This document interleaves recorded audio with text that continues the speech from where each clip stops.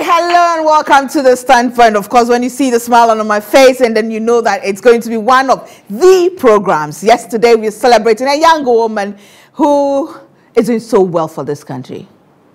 She's taking this country on a world platform. And unfortunately, we are not recognizing it because it's coming from the educational angle. And as a people, we don't value education. We talk about it, but we don't seem to value it. We don't put premium on it. So we tend to ignore what she's doing. When Ghana marked its 60th anniversary, one of her products, one of the people she mentored and helped push to the world platform was the one who helped the president light the perpetual flame, right? Yeah. Amazing moment. And she wrote something on Facebook that there are people you mentor, you push, you help, you support, but you may never directly benefit from them. But the satisfaction is sitting back, watching them achieve, watching them go higher, and you know that your life on earth hasn't been wasted. My name is Gifty Auntie. Today, it's Eugenia and the Bee. If you still don't get it, don't worry. We take a short break. When we come back, you get to meet her. But let me say thank you to GTP for my clothes, Ophelia Crossland Designs. So this dress for me, I'm so grateful. My accessories by Qua Accessories. They are at Laboni, same building with GT Bank. And of course, Papa Cosmetics gives me the makeup product. They're also at Laboni and East Legon. And then Makeup and More put everything together, you know, my face, making me look very nice because they knew that Eugenia was going to be here with the Bee. So I have to be on point. We take a break. When we come back, Eugenia and the Bee.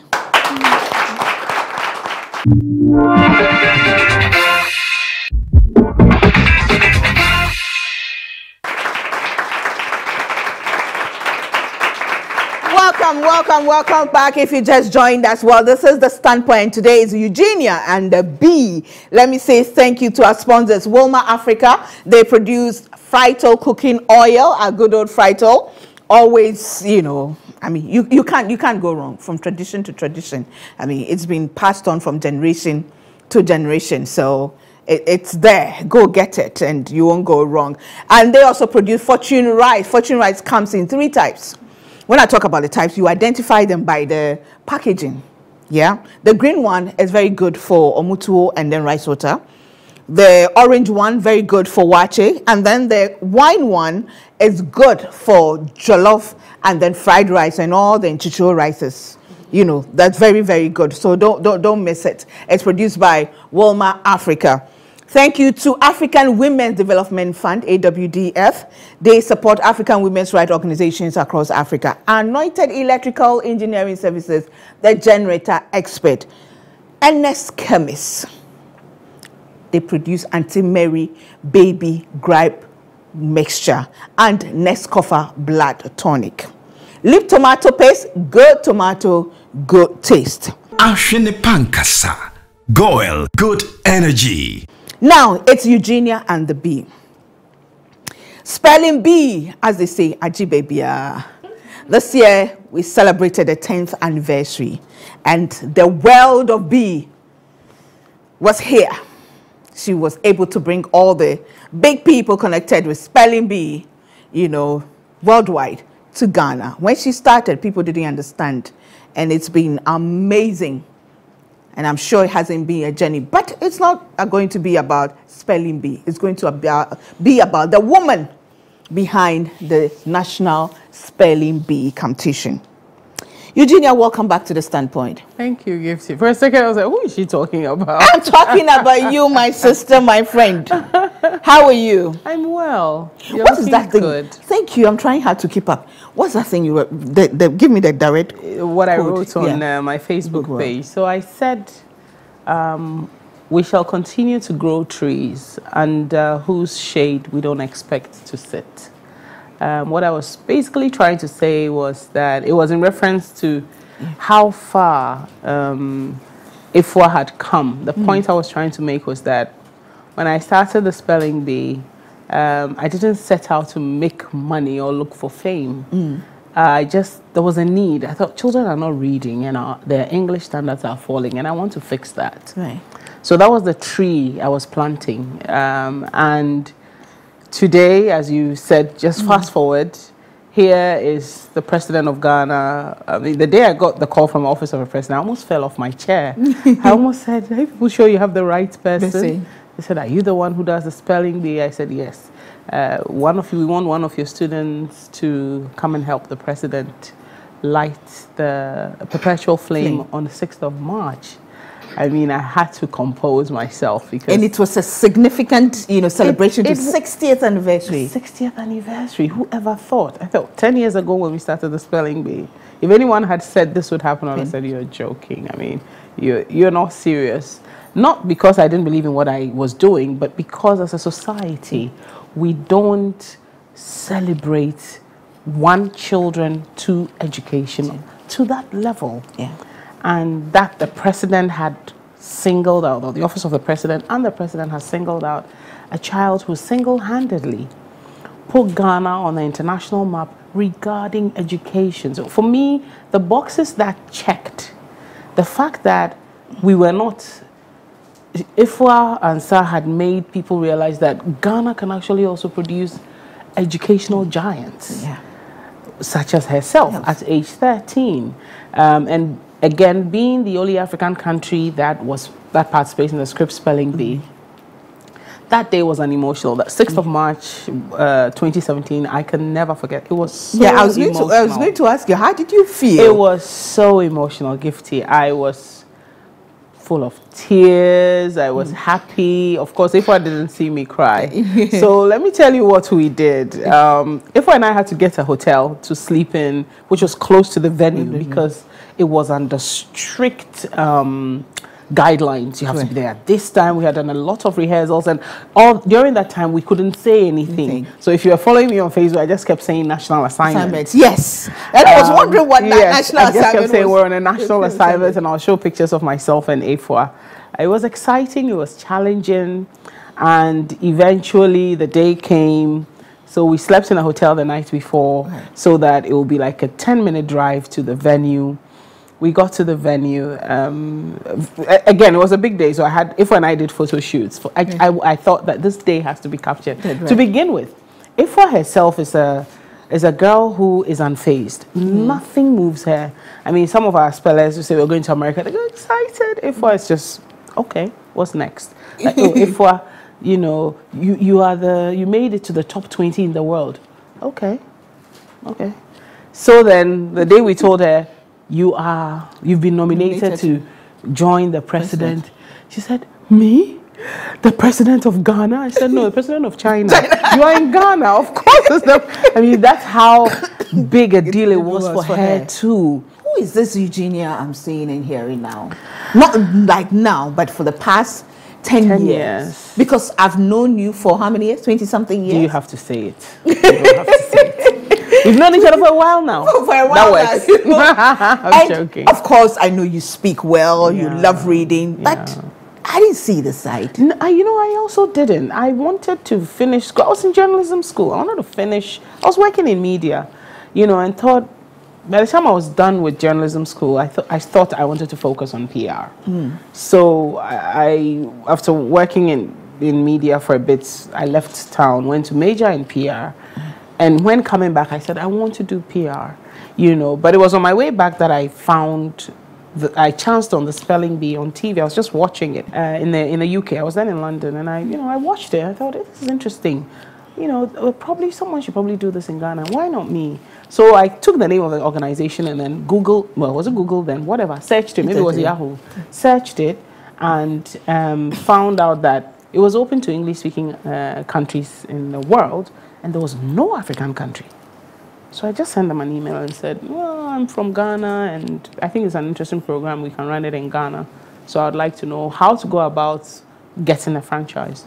So I got an email back to say, oh, fill this form and we'll put it on file. So I did, and I got the email to say, okay, it's on file. So I forgot about it. Came back home, worked in event management, worked with a car company until I worked with the car company for 6 months because that was the, as it were, the probation period. And after the probation period, I was fired. I was told, we have to let you go. Now, I had just come back from the UK. You can't sell the cars. You can't. My job was a marketing manager, and I can't. You know, I had come from the UK, so this is what I wanted to also dwell on. The ideas, the style of marketing there is different, and that's what I brought to Ghana. So it wasn't working, but I couldn't tell. I kept getting frustrated. Why can't people just get it? You know that this is how you do things. Stop this hardcore selling and be savvy about your selling. The market is not ready for that, and I couldn't tell. So after the 6 months, and I didn't expect to be fired. I thought, we're trying. So after the 6 months, I thought, well, we're trying. It's like a relationship. We'll get there. We'll get there. Only this is a business. They don't mess with their money. So after 6 months, you know, this was like 18th December. Or 17th December. It was a Friday. Getting close to Christmas. Yes. So I was told, you're fired. Just like that. And immediately my thing was, how am I going to move around? Because I work for a car company, and I was using their car. I was like, hey, so it means I have to give back the car. It's like, how am I going to move about? Because I live far away from my workplace. So I said, can I have 5 days to gather myself? And the organization agreed and said yes. So here I was going home, sad as, you know, and as though I was mourning. Right. Stopped on my way to the house at the post office to grab the letters. Went home, locked myself up, cried very well. Then in the evening, I just said, okay, let me open the letters.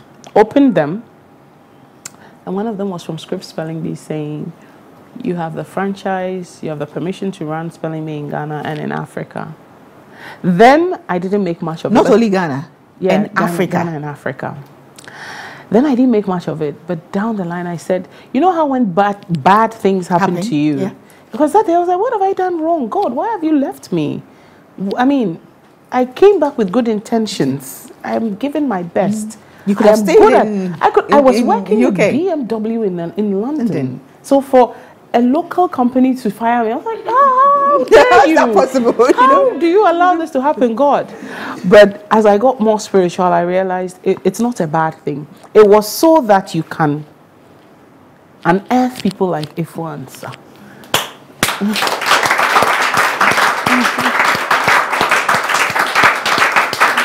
We never do understand when the tough times come, but in the long run, when we are patient enough, we realize that there was a reason. Let me take a break. When we come back, we get to know her. Who is she? Where did she grow up? Where did she come from? Yes, so okay, now we know she's worked in there. She was at GIJ. She did PR. She went to major in PR. She's done some marketing. She's done some media. Who are her parents? Where did she grow up and all that? Well, let me say thank you to to your God. Matamates gives us the port. We are so grateful to them. Thank you to Yap Cleaning Services. They take care of our environment and House of Foods.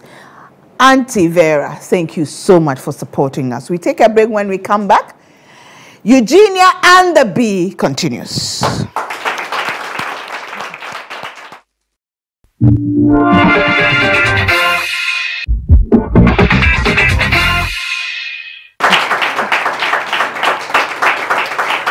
Okay, welcome back to the Standpoint, Eugenia and the Bee, and it's been interesting so far. Again, I say thank you to GTP for my cloth. GTP is an affiliate of Lisco, which you were an ambassador. We'll talk about that too. You know, when God starts doing the things, it's just one after the other like that. Well, let me say thank you to Ophelia Costa Designs for sewing this dress for me, and Coa Designs at Laboni. Yes, they provide my accessories, which I love so much. Paba Cosmetics gives us the makeup products and makeup and more. Apply the makeup first. Eugenia. So no, it's not Gifty anymore. It's organic. Where did you grow up? I grew up in Ghana. My parents were diplomats. Okay.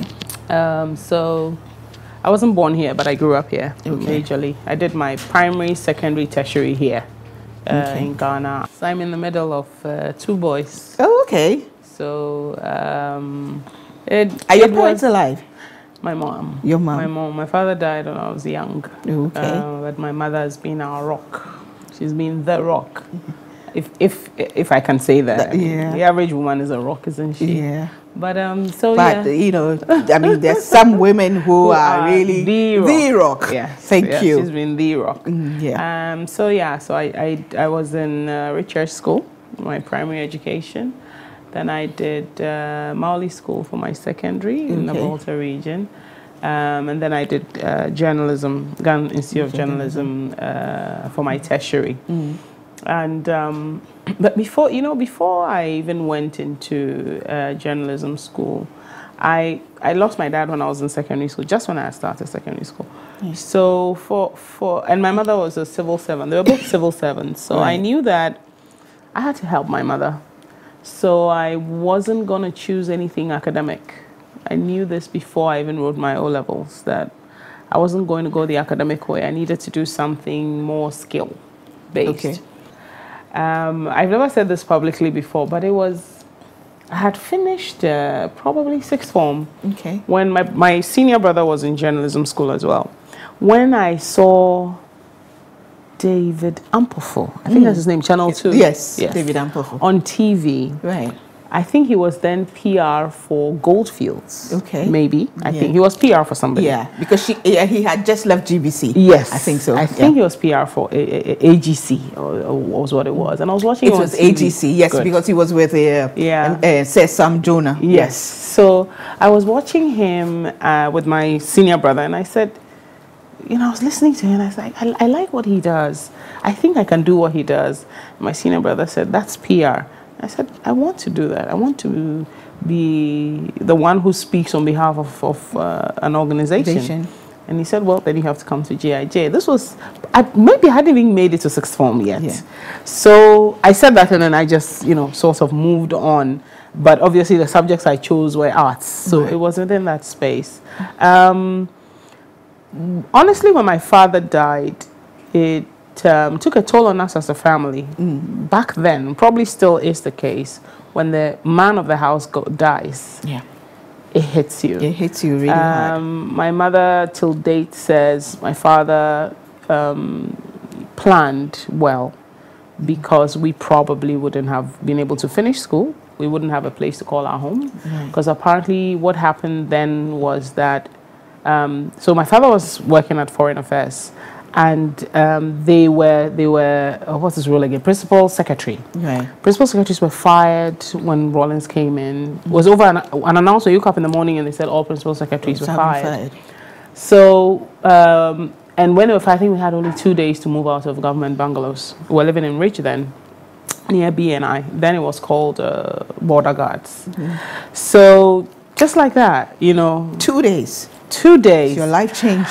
And my mother told me about other diplomats we knew who the family split up because they didn't have a place to call home. So the wife went back here, the children went to grandmother or grandparents, the man went elsewhere. It drove a lot of men to their early graves, you know. So it was quite a tough time on my mother, I think, as well, because she became a single mother, and seeing us through boarding school. Finishing it, you know, when I saw what she was going through, I just said, "There's no way I'm gonna want to." I never saw myself as an academic. Never did. Not to discount it, but I knew what I was good at. What did your mom tell you when your mom looks at you, seeing how far you have come? I know she's very proud of me. She's very proud of what I do. So it's not just. Well, she's biased. I'm her daughter. But what it is that I've chosen to do, because in the beginning everybody was like, so what are you? Are you a teacher? Or what do you do? You know, I'm trying to explain, I'm promoting literacy and this. So what does that mean? When you get up and you go to work, what are you physically doing? And going to schools, talking. So what does that... Basically, we're trying to understand, at the end of the month, do you get paid? And in the beginning, 6 months was on nothing, just depending on my mother's pension and goodwill from friends, because I had invested all I came back with. I'd saved enough. All I came back with into the business. So you had to buy a car. You had to rent office space. And when I started, I started in my car, and used to hold meetings in hotel lobbies until one day a good male friend of mine said, people are beginning to get the wrong impression of you because you're always sitting in hotel lobbies. And that was how I started looking for an office space. Again, because I'm a woman, but if it's a man, it's okay. But that's another conversation. So eventually I had a friend who said, okay, I already have the office space. I can give you a cubicle and you can pay utilities, as in, electricity, water. And I said, fine.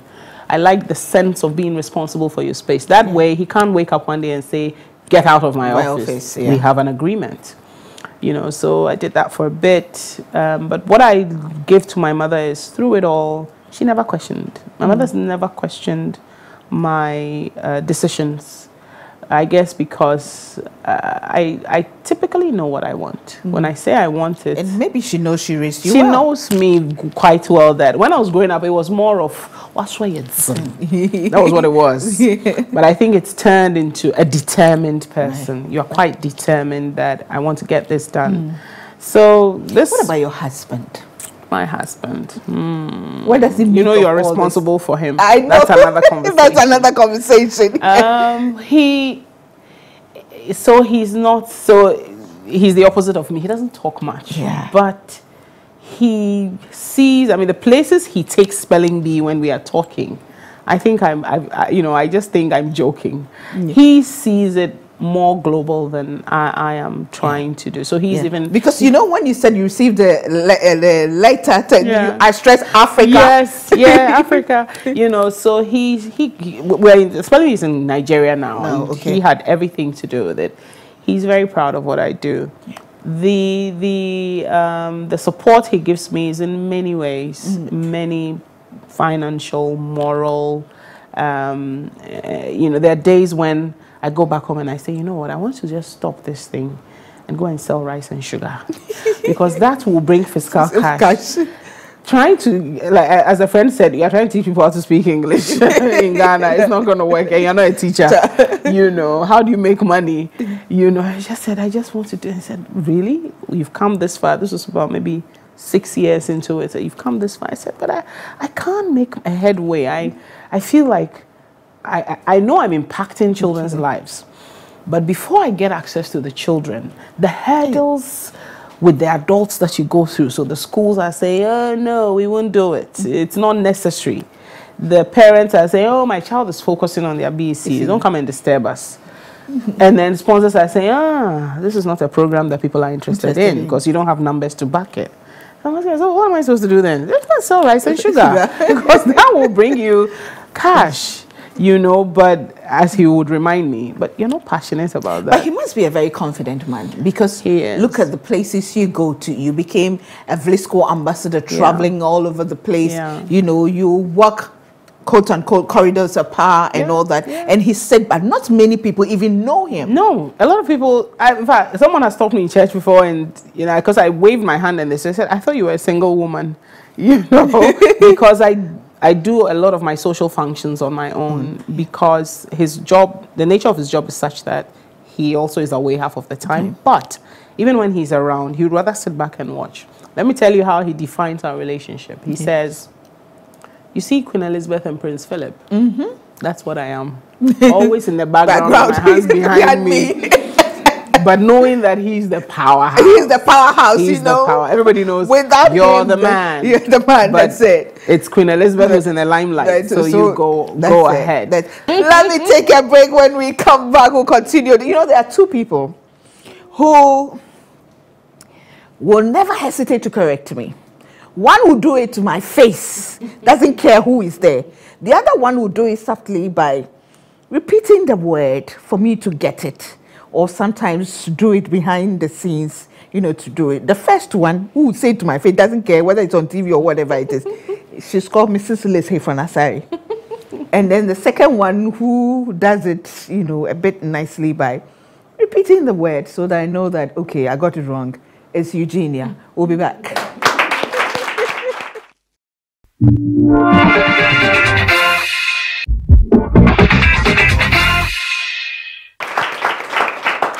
You're are watching The Standpoint, and remember this program is also aired on ABN TV on Sky Channel 235, which is across Western Europe, parts of Canada and Asia. And of course, our website, www.thestandpoint.com.gh, is powered by Dream Over. Thank you to Walmart Africa. They produce Frytol cooking oil and Fortune rice, which comes in 3 types. The green one for omutuo and rice water, orange one for wache, and then the wine one for jollof and fried rice. And then thank you to African Women's Development Fund, AWDF, Anointed Electrical Engineering Services, NS Chemist, producers of Anti-Mary Baby Gripe Mixture and Nescofa Blood Tonic. Leap Tomato Paste, good tomato, good taste. Ashene Pankasa, Goel, good energy. We also say thank you so much. Thank you so much to all our supporters, Gogot You Got, and House of Foods, Auntie Vera, thank you. Matamis, they give us the port. Yep Cleaning Services takes care of our environment. Now, Eugenia, I met my little princess, my niece, your daughter, today, and I was amazed. Yeah. She speaks such impeccable Fanti. Yeah. How is that possible? Her mother is you. I know. Miss Brofo. Yes. You teach people to speak Brofo. English, so how is it that, you know, the reason I believe that really we should be speaking more of our local languages to it's not local language, it's your mother tongue. It's sad that in my course of work, I've seen that, you know, the average 10, 12-year-old understands probably the local language spoken at home or the mother tongue spoken at home, but they can't communicate in it. And the excuses we hear range from, oh, you know, today's school is competitive, so when your child is going to school, they must know how to speak English. Yes. And then I ask, then why are they going to school? Well, if you can teach your child English, then really, you should homeschool them.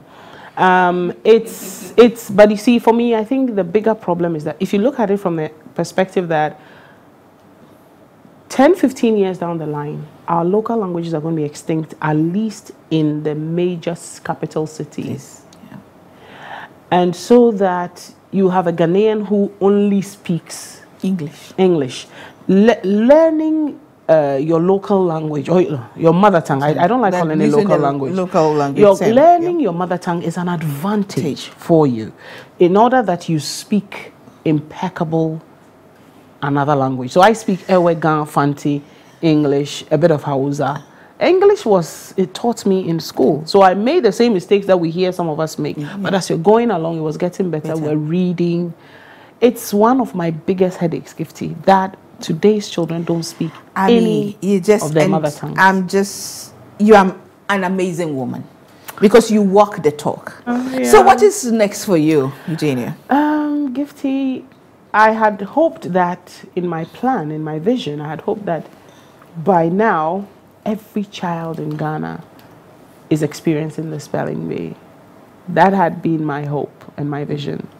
Sadly, that's not the case because I didn't foresee the bottlenecks, which was a lack of acceptance of the program. Mm-hmm. And so what's next for me is to intensify, you know, my efforts at ensuring that that child in Kodiwu here somewhere in the Bronga-Hafo region. Actually, you came to Edumasa last year. Yes, I was in Edumasa. And you know, Gifty, I don't recall if I've said this to you, but your children were incredible. Oh. And I think it's because of the library you've opened. Yeah. One of them, I think it was a boy, one of them exceeded our expectations. Yes. So, you know, we do the spelling, there's a written aspect of the spelling. Right. And your child had a 12 out of 40, which for us, for where he was coming from, was like no bad, because normally he should be getting like a 9 or a 7. Yeah, but he had 12. Yeah. Then we had a child from one of the top schools in this country, who have everything, who had 15. So I'm telling you that our children in the deep of the country are not as dumb as we make them look. No. All they need is a little exposure. Just a little. Yeah. All you did was just set up a library and then asked us to come and run the spelling competition. Reading, you know, when reading happens, everything changes. Everything. And testified to it. And when we say reading, the other campaign we're on is that we don't mean your textbook. No. We mean leisure reading. Reading that has nothing to do with what you're studying. Yeah. It opens up your world. You learn. Yeah, that's why you encourage me to look for storybooks, not textbooks. Yes, I always say storybooks because the creative. Some of us, when we hadn't been to Norway, knew about Norway through books. I know, right? Some of us who had never been to Japan knew through books. Yeah. And reading, even if you can't read with your child, which is, I preach reading with your child. But I'm not able to do it because of my schedules. Right. So guess what I learned from my daughter's school? Let her read to you. Yeah. Because then I'm able to correct her. I'm able to tell what level she's at. So in the car, she's reading, I'm listening, I'm correcting, or I'm trying to understand what is she reading. Because obviously I can't see. Yeah. But what you're also doing through that is you're building the child's confidence. They're learning how to public speak, which the average Ghanaian has a bit of a challenge with. You see how we sit back here, we watch TV, you see a 7-year-old, say, American child, but let's put a 7-year-old Ghanaian child who's doing the same thing. No kate. Eugenia, that's another topic for another day. Another day. We have to talk about this one, the parenting. Yes. Definitely. Yes. Definitely. But before you leave us today, what do you want to say to that young girl, young boy watching you, that parent who thinks that, well, reading, yes, is good, but must read to pass exams, must make the grades. That's all that matters. What I'd like to say to parents, I'll start with parents, is that you need to allow, like the bird does, when your child is ready, you need to allow them to fly. You need to allow them access to as many programs and events that are not necessarily classroom related, but education related. That is where they find their voices. That is where they'll find their calling. We cannot say that education is just, learning is in the classroom. So learning happens everywhere. Parents need really to relax it. If your child is not getting straight A's, check yourself.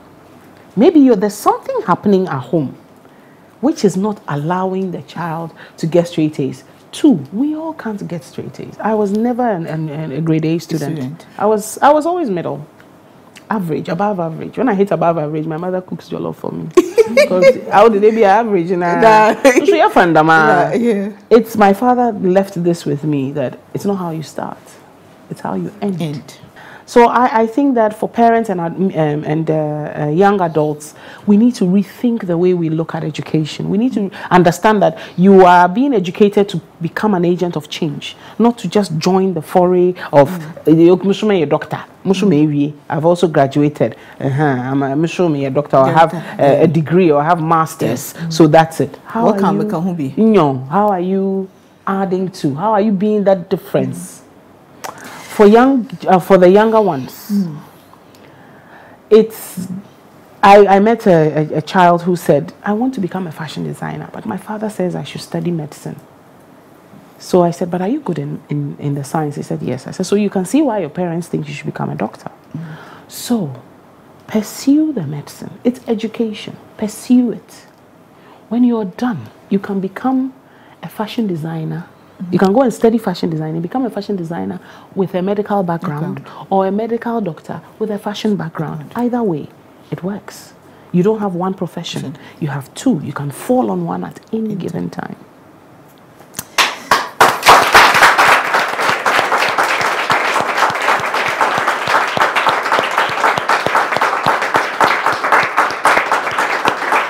Well, if I ever doubted, I know why you are my friend, my sister, and my confidant.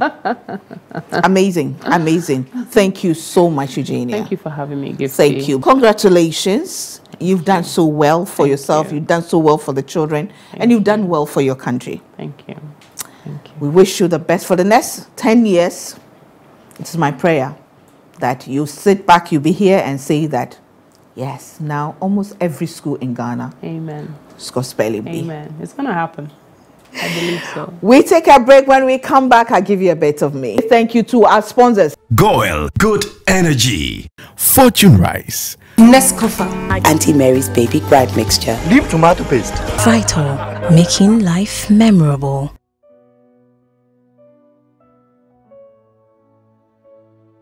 You know, life is not about quick fixes. Nah.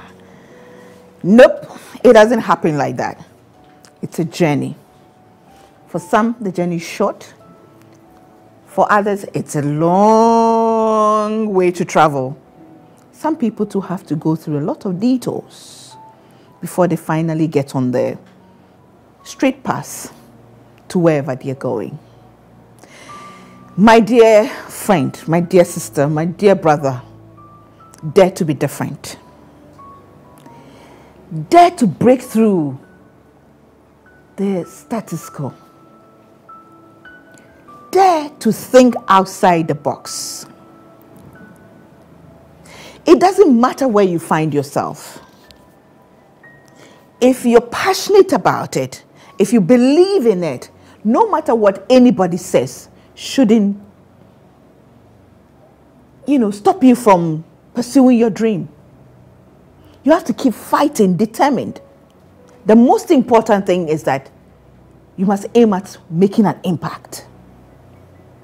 Making an impact in whatever you decide to do, wherever you find yourself. You make the best out of it. Because at the end of it all, how do you want to be remembered? As they say, she came, she saw, she conquered. Conquered what? What do you want to conquer? Dare to be different. That's what I take from this conversation today. Dare to be different and dare to pursue your dreams. Don't be afraid. Believe in yourself. Prepare yourself and go all out for it. It won't be easy, but you'll get there. You'll get there. Slowly but surely, you will get there. My name is Eugenia Gifty, Auntie. As always, I tell you, I have super crazy faith in God. And these days I add that I don't sit here talking plenty, trying to advise, trying to motivate you because I've had it easy, or I know it all, or it just happened. No. It's been a journey, and it still is a journey. Not easy, but it's by His grace, God's grace, that I sit here today. Thanks for watching. See you same time next week. Bye for now.